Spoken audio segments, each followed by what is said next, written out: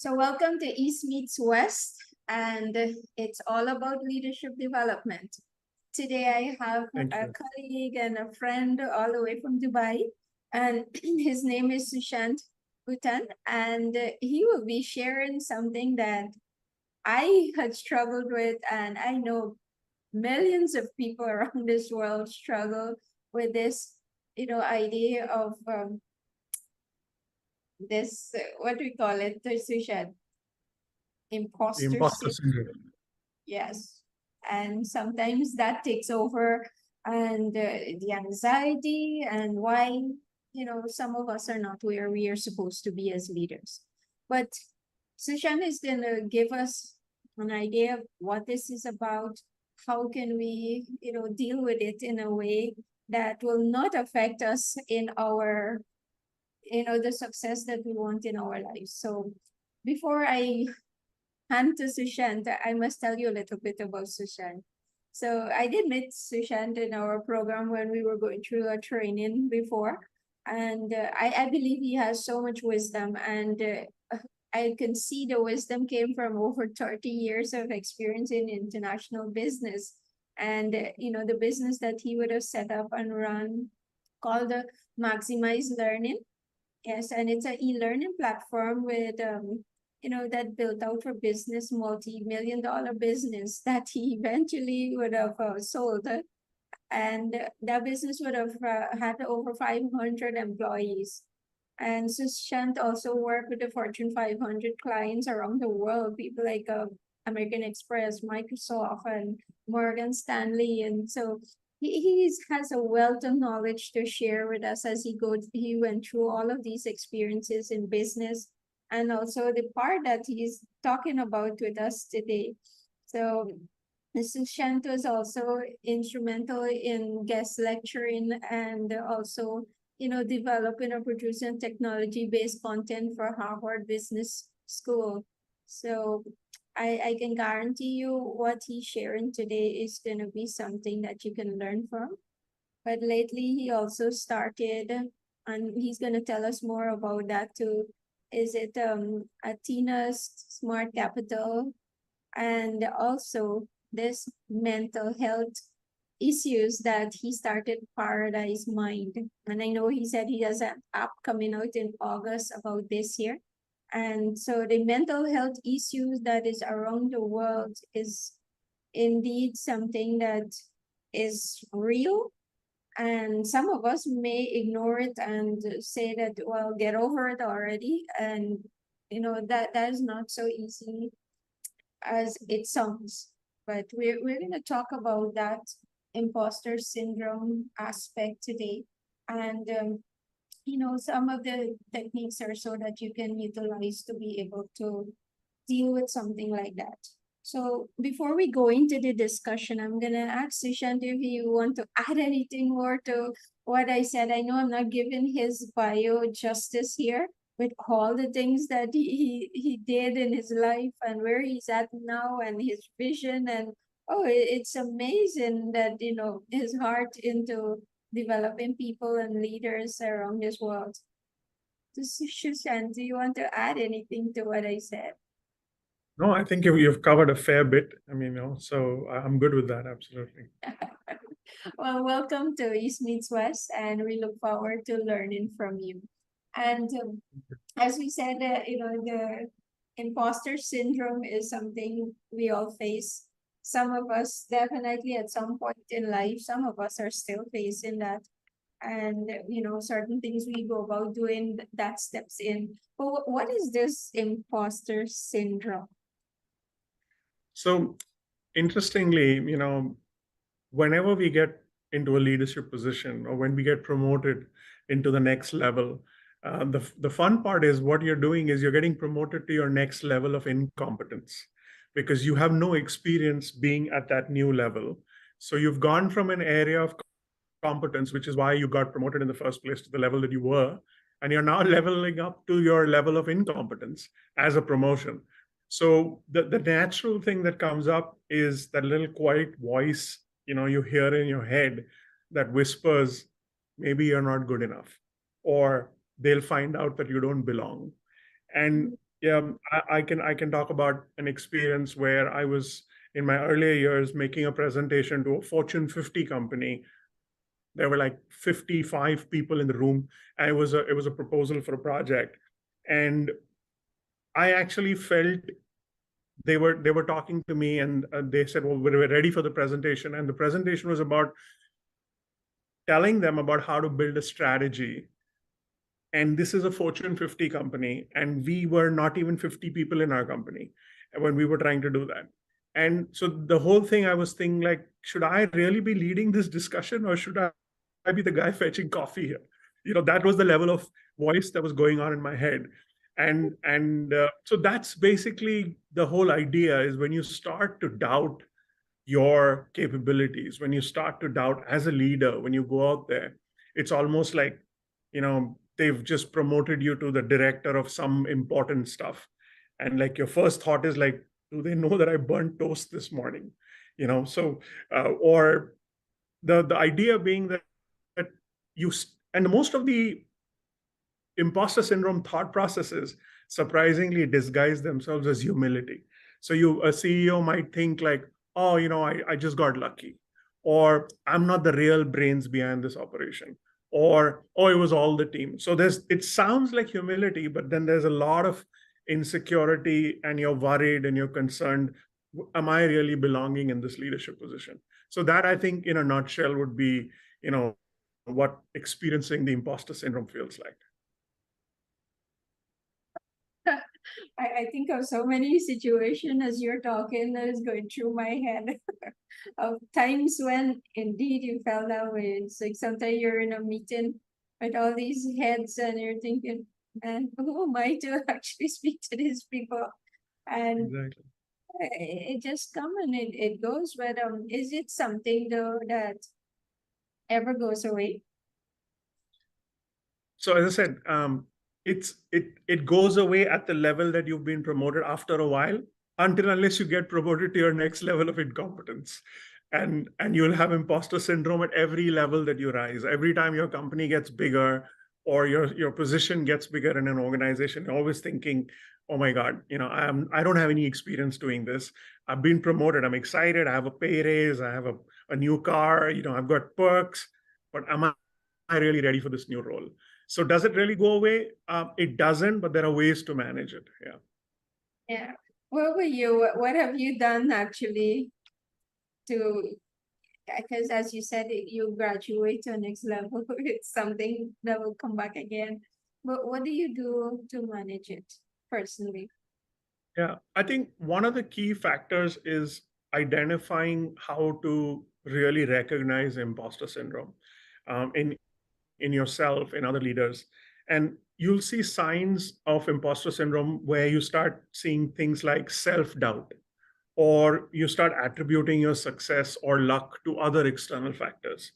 You start feeling fear of failure, or there's perfectionism. You're trying to get, cross all the T's, dot all the I's, and you're trying to overwork yourself to kind of avoid being found out. Like, you're a fraud. The whole idea is that you're feeling like a fraud. You don't deserve to be here. And if these systems kind of persist, then it's a signal of the imposter syndrome. You're kind of really going through that. But when it comes to managing it and working it, you kind of have to start thinking about what's your thoughts that are driving that imposter syndrome. So you might have a thought like, this is all, if things don't go well, for example, and in any leadership position, things don't go well so many times, right? So if you have a thought in your head that says, this is all my fault. If I was smarter or more experienced, I wouldn't feel like such an imposter. I'm the one to blame for not living up to the role. It's that thought, which is a self-blaming thought. And there are approaches that you can take, which is related to self-compassion. You can acknowledge that in your own mind. You say, yes, I am feeling out of depth, but that's okay. It's normal to have these feelings. And this one particular setback doesn't make me a failure as a person. I'll learn from this experience and I'll grow as a leader. So these are just some ideas and methods that you use. You might have, um, because of the fear of being found out, you might have a very controlling thought that might come in as a leader. It's like, I need to oversee every single task, otherwise things will go wrong. If I don't control everything, my inadequacies will be exposed. And that's the controlling thought that's going to drive all the madness. Again, there are ways to deal with that. You're talking about the ability to let go. Instead of this need to grasp and control everything, you kind of let go. It's like, I can't control everything. It's okay to delegate some tasks and trust my team, and they will do their job well. I don't have to be involved in every detail. And I can keep talking about all the different thoughts that come up, but essentially imposter syndrome are all thoughts that are about blaming yourself, wanting to control the situation, demanding that you must know the answer to every question, or just agreeing with what other people are saying, because you're like, if I agree, everything's fine. But if I voice my opinion, they might realize that I don't know as much as they think I do. Sometimes you could just get into hopelessness. You could think like, no matter what I do, I'll never be good enough for this position. It's only a matter of time before they find out. So perfectionism, as I already spoke about, even the need to seek approval. I hope they like my presentation. And if they didn't, they might start questioning my capabilities. So these voices in your head, the blaming voice, the controlling voice, the demanding voice, sometimes submissive, sometimes hopelessness, sometimes the perfectionist, constant need for approval. These voices are the ones that drive the insecurity in a leader that come from, and each one of there's a way to deal with all of these. Yep. That sounds like a long process, like a therapy session to go through, pretty much to help you to deal with that, especially depending on how bad you have it. They call it a disease. How bad is this imposter syndrome for you? And tell us about that too. I know you talk about cognitive behavior therapy. Tell us about that, the importance of that. So, you don't really need to talk about it from a perspective of, oh, I need therapy or any of that sort. It depends on the level, but every one of us has thoughts. Those thoughts drive our behaviors and our actions, and the results of those actions bring back more thoughts. And as a result of which, what we're always doing is we're fighting this battle of thoughts in our system. As a leader, as a manager, it's like these monkeys that are running around in your head all the time, screaming and shouting different thoughts. So, the ability to first become aware or self-awareness that I have a negative thought, I have a blaming or a controlling or a demanding or a submissive thought that's coming up. Just becoming aware of that thought is the first stage of development. And once you start becoming aware of it, you can start disputing those thoughts in your mind. It's almost like you're watching a tennis match going on in your head. You're the referee, and there is the negative thought shouting and saying, hey, Sushant, you must know the answer to every question they're going to ask you. And you must be able to make every decision flawlessly. And you don't ever make a mistake. Otherwise, they'll know that you're a fraud. You don't deserve to be in this leadership position, right? And that voice is playing tennis on one side. And then the other side, there's a voice that's a completely different voice. It's like, Sushant, don't worry. You're not going to have all the answers. No leaders do. And that's perfectly okay. You know what? Learning is part of the process. Your worth as a leader isn't tied to better outcomes all the time, or isn't tied to being perfect all the time. And as a result of which, if you can not be one of those players, but be the referee in your mind and observe the tennis match between these two players, that's the time when you've come to a state of self-awareness and you can start disputing those negative thoughts. And these negative thoughts, if you keep practicing it mindfully, over a period of time, I found that the supportive, encouraging, positive tennis player almost always lands up beating the negative tennis player. But that's a matter of practice and working with that. Yep, I do agree with that it's a lot of practice, mental practice here in talking to yourself. I do always say to people that what you say to yourself when you're by yourself, you will believe it. And if you keep telling yourself all these negative things, then after a while, you will start feeling it. And your feelings and your emotions is gonna cause you to act. And whatever result coming after your action is because of the thoughts that you're having. And so, these are concepts too that you can learn, but at the same time, it's practicing it to be able. I do agree the awareness side of it. Oh, catching yourself. What did I just say to myself just now? And change it, reframe that question or whatever it is you said to yourself there. And as you said, also to question it, is it really true? Is it true that I am not capable of, speaking to this bunch of people? Is it really true? And have you done it before? Yeah, maybe first time they're doing it and you're into something first time. But could you recall also things that you have done before for the first time? And how are you at now? I think the whole thought process is so important to stop and think.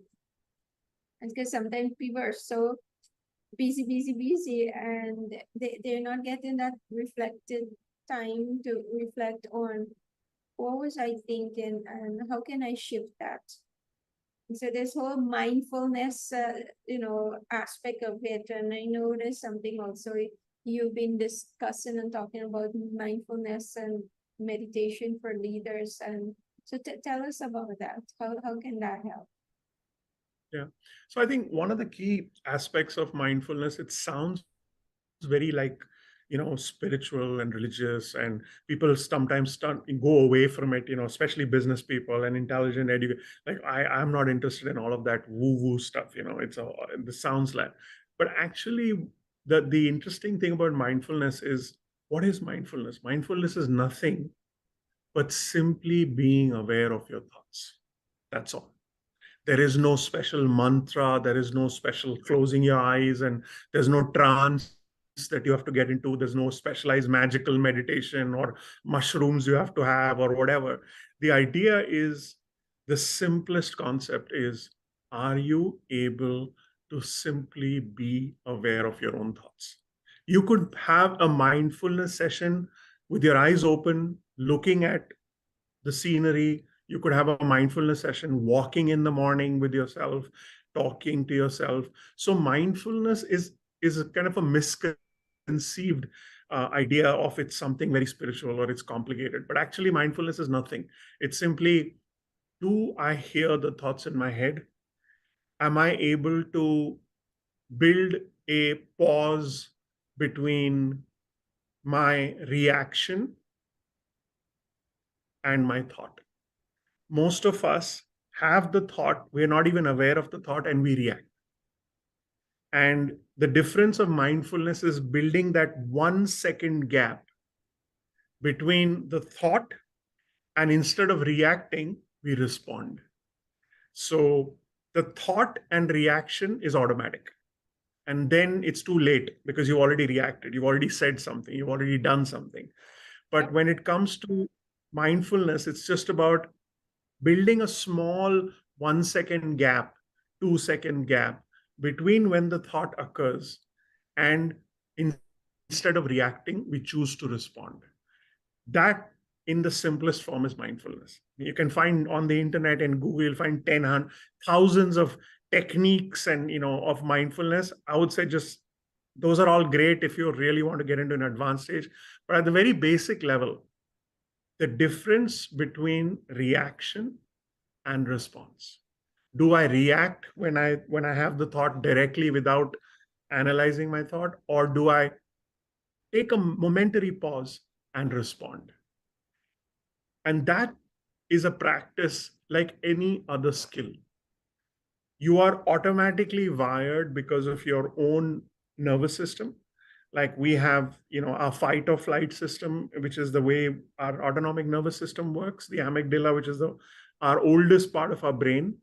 And what happens is that that system from evolution, from all these hundreds and thousands of years, is designed to protect us. So it doesn't allow the thought process for it to be analyzed. It only wants to protect. And this system, the amygdala, which is our old system, is back from the old days when we were roaming the jungles. And if we heard some noise in the bushes, our first thing is to protect ourselves. We cannot stand there and analyze and say, well, I wonder what's there in the bushes. Let me go and see and check it out. Before you know that, a saber-toothed tiger is attacked you and you're dead. So the amygdala, the old system of our working, our fight or flight system, says run or fight, do something. And that's so fast and so automatic that we don't even realize that that same response is coming at work every day, is coming in our relationships every day, is coming in any leadership position, in any managerial position, if we perceive a threat. Now, obviously, in today's day, there are no tigers and leopards, jumping out of conference rooms and offices, but our brain doesn't know that. So anything we perceive as a threat, even today, the old amygdala, which is the reptilian part of the brain, will make you respond, as in will make you react instantly without thinking. It won't allow the thought to go from the reptilian part of the brain to what we call as the prefrontal cortex. This part of our brain, which has now evolved much later in our evolution, is the area of reason. So it bypasses the amygdala. The fight or flight bypasses the prefrontal cortex. It doesn't allow you to reason. It says, there's no time for reason. Run or fight, make a quick decision. In today's managerial environments, you need that thought to come through the prefrontal cortex. You need that. And that's where mindfulness helps, where you start daily practicing for 5 or 10 minutes, just simply observing your thoughts, going for a walk quietly, not listening to your headphones or listening to a podcast or a music or something. The idea is being with your thoughts, being with yourself. I know a lot of people find it very scary to be with themselves or with their own thoughts. And so the whole idea is, let me distract myself with some music or Spotify or something like that. But mindfulness is the ability to be with yourself, even if it's for 10 minutes a day, even if it's for 5 minutes a day. You start with that. You sit down quietly, or you go for a walk, or you lie down and just do nothing but observe your thoughts. Slowly and steadily, the process starts helping. Initially, it can be very frustrating. It's like, what am I doing? I'm just looking at, these are all these bizarre thoughts in my head, and 10 minutes up, great, thank God, this thing is not helping me. I'm done with it. And I've given it up so many times myself, till I was convinced by others who had benefited from it, saying, you know what, have patience. Let it be. Don't do more than 10 minutes a day, but do it for 30 days. And swear to yourself that till the 10 minutes are not up, you're not going to get up. And in 10 or 12 days, you start slowly realizing that your thoughts are now slowing down. And you start observing simple speed comes down. The racing thoughts start slowing down. Another 5, 7, 8 days, you start observing more clarity. There's a little bit more stillness. And now you're allowing for the entire thought to come in. You have a second or a nanosecond to analyze it, and you decide what you want to do. So that process takes a few days to kind of get into, to start seeing even minor benefits. But it's amazing, because once you do that, you'll start seeing that 10 or 20 minutes of calm in the morning and clarity will come through the rest of your day. When you're in a meeting with clients, when you're in a meeting, leading a team, you're in a brainstorming session with your management, with the rest of your people, you will see that in the past, things that used to provoke you don't provoke you anymore. And because it's the same thing being said, it's the same employee that is saying something according to you that's stupid, or is trying to be difficult, or is not smart, or is not, or a client is being difficult, right? I mean, we all have difficult clients. And at that point in time, you get the opportunity to take a moment and differentiate between reaction and response. I react or I respond. And that momentary pause can make a world of a difference. Indeed. Again, sometimes I think of how do you coach yourself through what you're feeling or you're thinking, and yeah, that mindfulness exercise. Sometimes I do it in the shower, just zone out and just be present there with the water, just thinking about the water, your skin. And I can recall someone said to you could practice while brushing your teeth, and just feel each one of the tooth that you put your toothbrush on. What are you feeling in that? So it's just like totally channeling your mind from all the busyness going on into something that seems or sounds dumb, that what you're doing. And but it does indeed, tone you down to some extent, and you can actually think with a more clearer now that you have to go focus on something. But it's, well, what I see, as you said, that sometimes some people might think that what is this I'm doing 10 minutes or whatever, 15 minutes. I could get something else done in that time frame, we're also busy. Why should I stop and do that? And but if it is, we're talking about mental health issue here too. And how are we as leaders, yes, in all our busy schedule, ensure that we're taking care of our mental health too? I think years back, this wasn't something that is, seen as a situation that people need to be aware of. And it's like, to me, non-existence, in my opinion, years back. Now it's so much out there, and the experience that people are going through is so much, and they don't know. Some people don't understand what's happening to them, and some don't have the control to slow down. And how do I deal with this? But what are your thoughts on that? In how can leaders or anyone experiencing this here too? What would you say that can help them to maybe in having a work-life balance? Because this is also balancing your mental health. Yeah, I think one of the key factors is we talk about work stress or high stress, right? And when you say, why do you have the stress? Because of some of the actions you've taken. And why have you taken those actions? Because those actions are reactions from your own situation as opposed to responses. So now you say, I don't have the time to do 10 minutes of mindfulness or 15 minutes of mindfulness because I've got so many problems. I've got 100 emails in my inbox. I've got 5 clients screaming at me. I've got 2 resignations in my team, and I've got 3 guys who are on leave. And you're telling me to take out time and spend 10 minutes on mindfulness. What rubbish. I don't have time for that. And that is, this is akin to a story which someone had once told me. It was about there are these 2 people that are, cutting a large tree down with this giant blade, and one person on each side, and they're kind of moving the blade, and they're working at it and working at it. And somebody who walks by and he says, you know what, I have an idea. Why don't you guys take a few minutes break from the cutting and sharpen that blade? If you sharpen the blade, you'll be able to cut that tree down in half the time.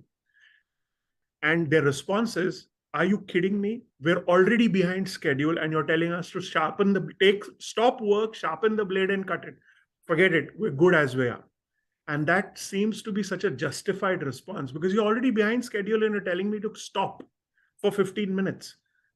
But it is that sharpening of the blade that would have changed the time that they take to fell that tree. It is a sharpening of our mind, that 10 or 15 minutes, that will change your responses during the day. You will handle clients in a different way. You'll handle situations in a different way. And guess what? you won't have those kind of problems. And when you don't have those problems, your work-life balance automatically starts getting impacted. You have to set those boundaries. You have to prioritize self-care for your own self. We don't even believe in self-care.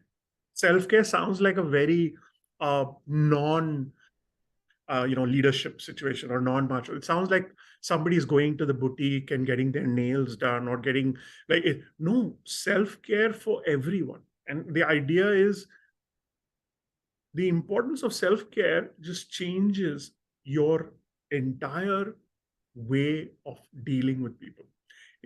Are you dealing with integrating relaxation in your schedule?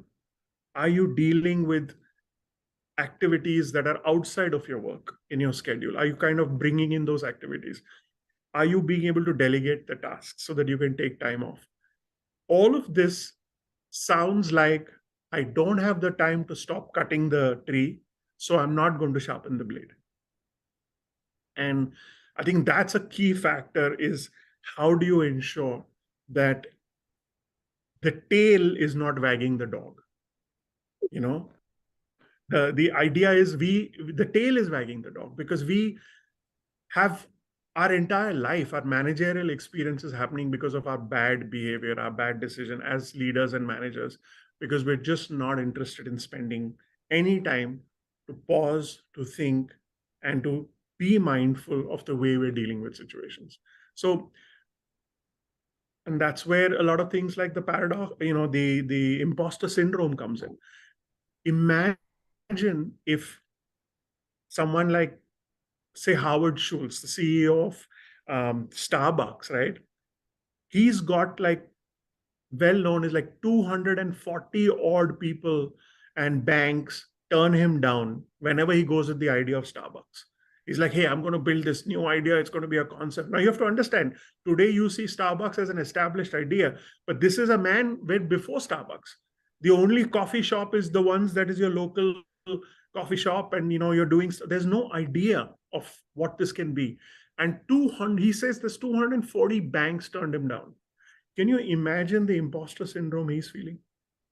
And how on earth does that, the tennis match of the thoughts that are going on in his mind, when one rejection after another rejection of, and how many? We're not talking of 5, 10. He says 240. Let's say even if it's half of that, how many of us can be able to deal with that much rejection as a leader, as a manager?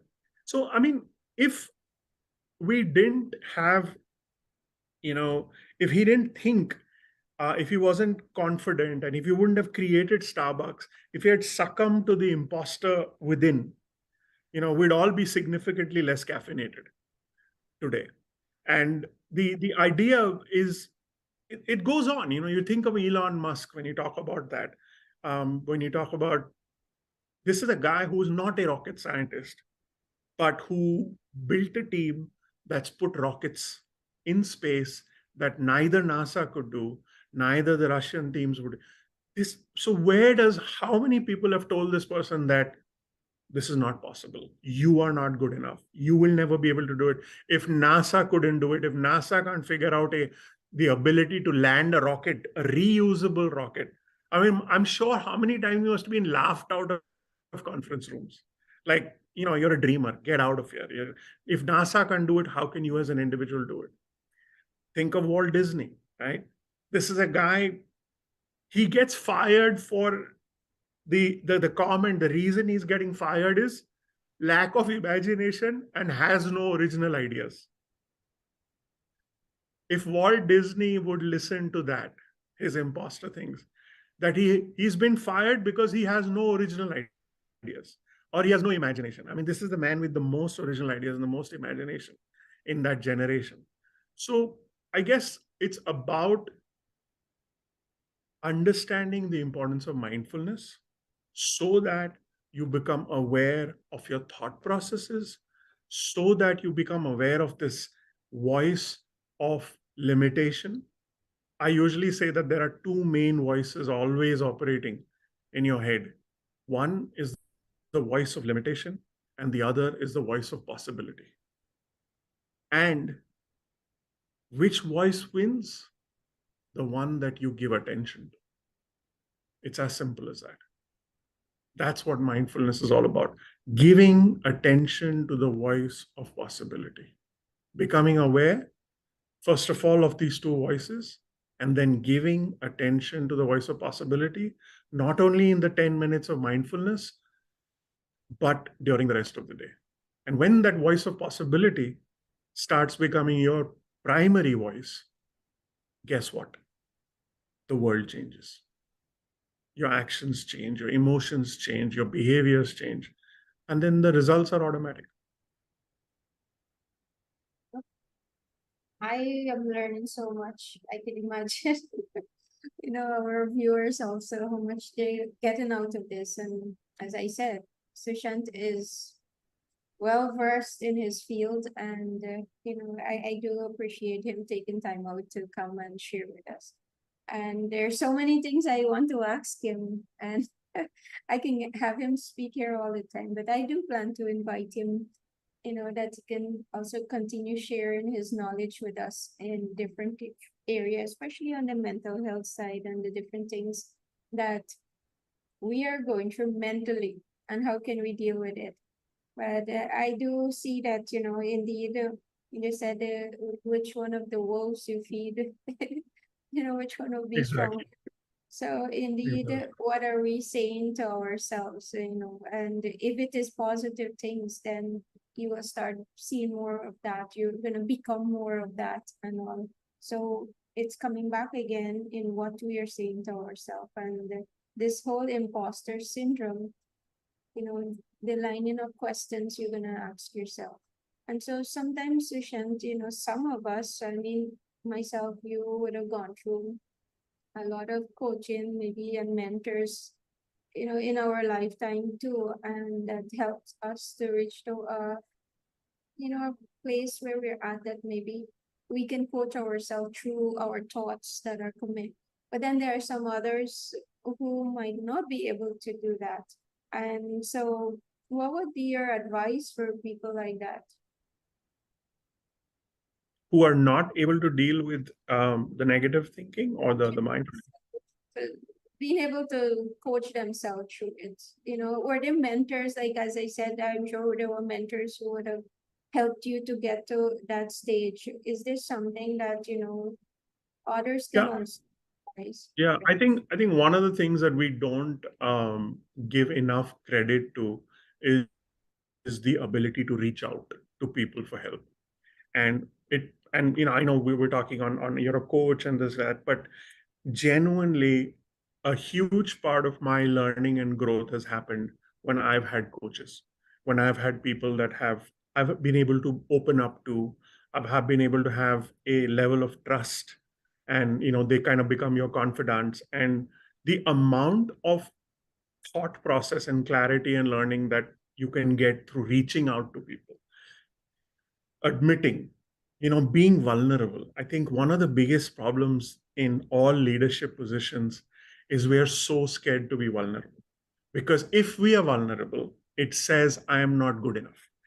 If I say that I don't know everything, I'm trying to learn, that means I fear that people won't respect me as a leader. People won't respect me as a man. And that lack of vulnerability shuts us off from reaching out to people, for asking for help. And when we don't reach out and we don't ask for help, we give up so much learning, so much opportunity. We'll justify to our own selves and say, I'll figure it out. I'll Google something or I'll read something. Or we all have a business book that is pending that has to be read. So we'll figure it out. But one conversation with somebody who knows the space, one conversation, it could be a mentor, it could be a coach, it could be just a friend or somebody who's a good guide. Just being able to have a conversation brings such accelerated clarity that, to me, I think that's something that people just do not give enough value to. So I would say definitely reaching out. Apart from things like, as I said, mind care, self-care and mindfulness and the traditional frameworks like sleep. Like, till today, a lot of people don't understand the importance of sleep. and the whole culture of, there's a certain pride in how many less hours of sleep you can manage in. And that is such a foolish culture. So, oh, I can get by on 3 hours, or I can get by on 4 hours. You brag about it. What you're bragging about is you are messing with your body. There's a certain requirement that a body has. We are not superhumans. We're humans. And when we give less than 6 odd hours or 7 odd hours of sleep to our bodies, it's nothing to brag about. It's nothing to be proud about, because then you are actually hurting yourself in the long term. Even in the short term, your decision-making ability, I've noticed on days when I've slept 3 or 4 hours, my cognitive ability during the day, my ability to make decisions, I'll be conducting meetings and I will not be able to respond properly. Now, nobody outside knows it, but I know that I am so tired. So some simple things like even sleep can make such a huge difference in managerial capabilities or leadership capabilities. So I would say, things like sleep, food, health, and exercise, those are really critical. I know everybody's heard it, but for sleep is something I would, put a lot of focus on, because I smile when someone boasts about how many little hours they need to get by and how cool they are about it. And I'm like, I can only feel sympathy for that person. There's nothing to brag about the less number of hours. Yeah. So that's just a couple of things that I could think of. Yeah. I also think of what might be some of your positive affirmation too that you use to help you through this imposter syndrome. So there's a lot that, I can use as that. And one of the key things is simple. I am competent and capable. And you say, well, isn't it like a fake thing? You're just faking it. You're just saying this to yourself, but how can you believe that just by saying it? Or I've achieved success because of my hard work and my abilities in the past. Or it's okay to not know everything because I'm always learning. Or I'm enough just as I am. It sounds awkward to say these to yourself every day. It sounds fake initially. But again, it's a matter of a skill and a practice. The amazing thing is our mind and our body are completely connected. So when our mind hears our body say these words out aloud, I mean, if you're embarrassed, you can say it in a quiet room, and so people don't think you're talking to yourself and you're a crazy guy. But, the idea is, if you were to simply voice, I am competent and I am capable. I'm competent and I'm capable.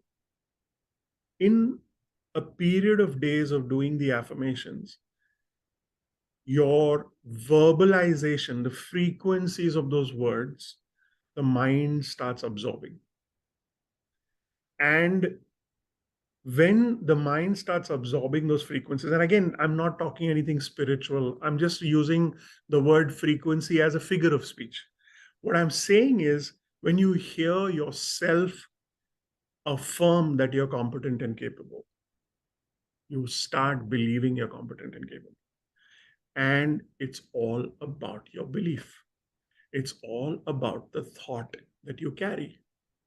Now, when you carry that thought, automatically your anxieties will come down. Your stress will come down because you are capable. So what if there's a problem at work today? So what if a client is going crazy? So what if 2 people have put in their resignations? So what if you are not being able to deal with your own situation? You know what? We'll figure it out because I am competent and I'm capable. So what if I don't know everything? You know what? I'm always learning. I'd hate to be the person that is already finished learning. Just imagine, that's a pitiful state to be in. Why would you ever finish learning? So when you look at these affirmations, when you start using them on a regular basis, I usually initially thought that this is just all rubbish till I started using them. And it started making a difference. And it definitely calms me down. So I think these are some of the things I would encourage people to do. I love that.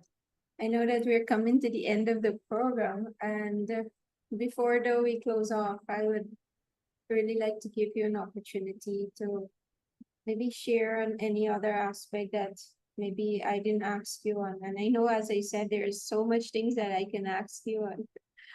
And there's some, imposter syndrome, and it's to one understand, yes, it's real, and you are experiencing something that everyone goes through, and they go through it multiple times throughout their lifetime, and that it's okay.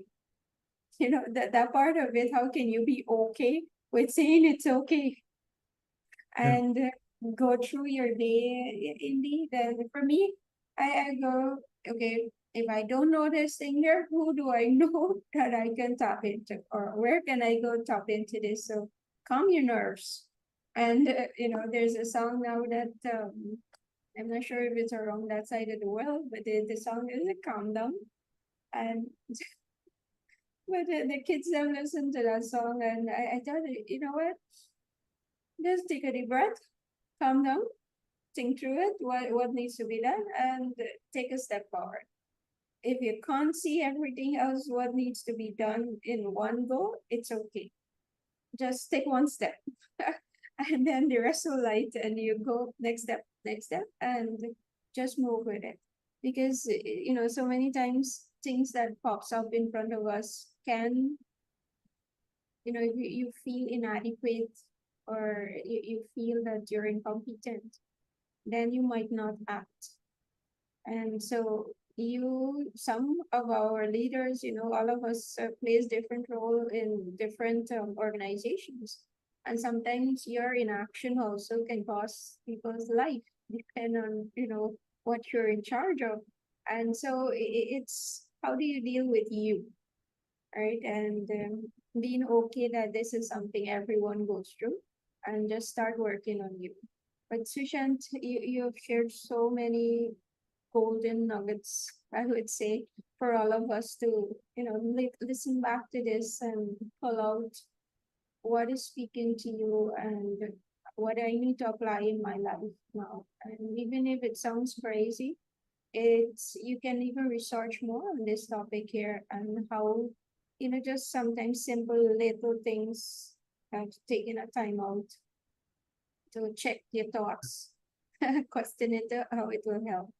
Right. So is there any other closing thoughts, any advice, anything you'd like to leave with us before we close off today? Yeah, I could, I want you to picture like your audience to picture like a duck in a lake. It's quiet, it's serene, it's beautiful, and the duck is just gliding by. And then I want you to go underwater and see the furious activity that's happening with the duck's legs, with the movement that is happening. Mm. That is the definition of leadership. On the above the surface of water, there is pristine and calm and quiet. Under the surface of the water is this furious movement of the legs. And all leadership is always like that. It's perfectly normal when you see leaders or when you see managers and you see how calm they are and how collected they are. You're seeing the duck above the water. You have no idea what's going on under the water and how what crazy paddling is happening underneath it. But every duck was once a duckling. It's as simple as that. And every leader, no matter how accomplished they are, it could be like the big top five, whatever, they started somewhere. So I think embracing the journey, acknowledging your achievements, wear that leadership role like a coat, that it is going to fit. And if it feels a little oversized, maybe you've just not finished growing into that coat yet. It's as simple as that. It just takes time. So that's what I would say, that anything that's related to the imposter syndrome or working on that, the next time you step onto the podium to say something or walk into a boardroom, or if that little voice whispers, like you don't belong here, take a moment, breathe, and remind yourself of your achievements, your growth, and your potential, and then proceed to prove that voice wrong. That's all you got to do. Yes. I thought of the voices, and sometimes when mine kick in, I said to myself, stop it. Shanti, stop that. And automatically I zone back into, okay, this is the focus right now. But yes, indeed, find what is going to work for you and get out of that. Question those thoughts that tells you that you're not good enough.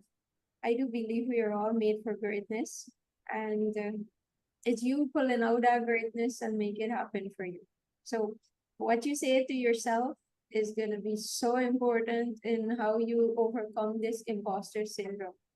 If you're not up to the level and skills for something causing you to feel inadequate, then what do you need to do to go and up your skills in that area?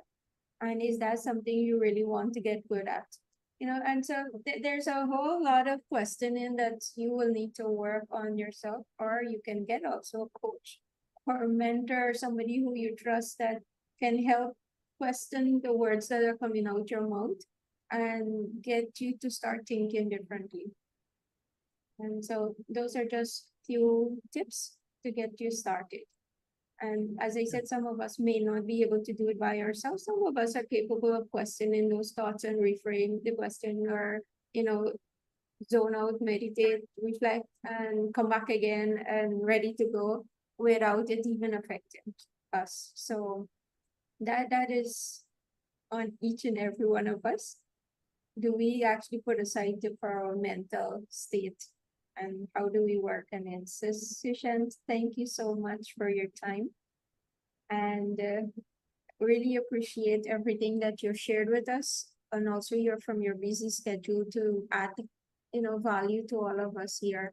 And so to our audience too, I would encourage you, listen back to Sushant few times, and also share it with those who might be struggling with this. And I'm sure there are many people in your lives that are struggling with the imposter syndrome that can benefit from all these golden nuggets that Sushant would have shared that can help them.